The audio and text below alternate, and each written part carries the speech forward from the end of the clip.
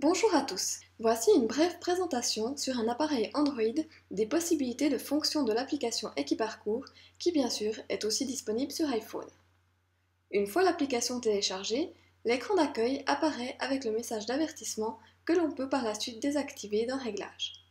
Ici, l'écran principal montre un point bleu qui indique notre position actuelle.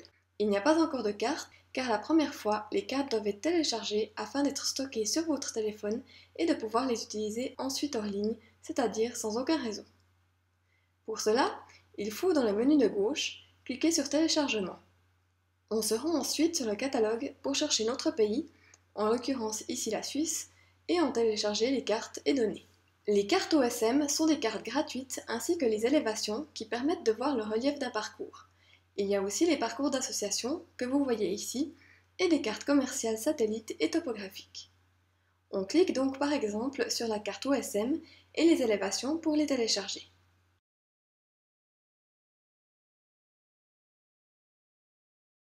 Dans Téléchargement, vous pouvez voir la progression de l'installation des cartes. Une fois téléchargées, les cartes se trouveront dans Produits installés et seront toujours dans Tous mes produits afin que même si vous les désinstalliez, vous puissiez toujours les retrouver. Il en va de même si vous changez de téléphone. De retour à la carte, si plusieurs types de cartes pour la même région ont été installés, le bouton satellite permet de les faire basculer. Une fonction principale de cette application est d'enregistrer son propre parcours.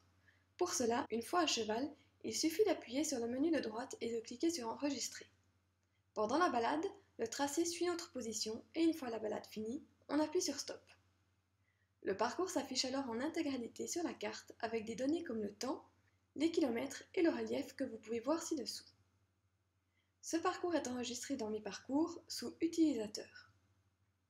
Le point I que vous voyez sert à pouvoir renommer le parcours, l'envoyer à un ami par email et à le publier sur notre site internet qui contient les parcours envoyés par d'autres utilisateurs.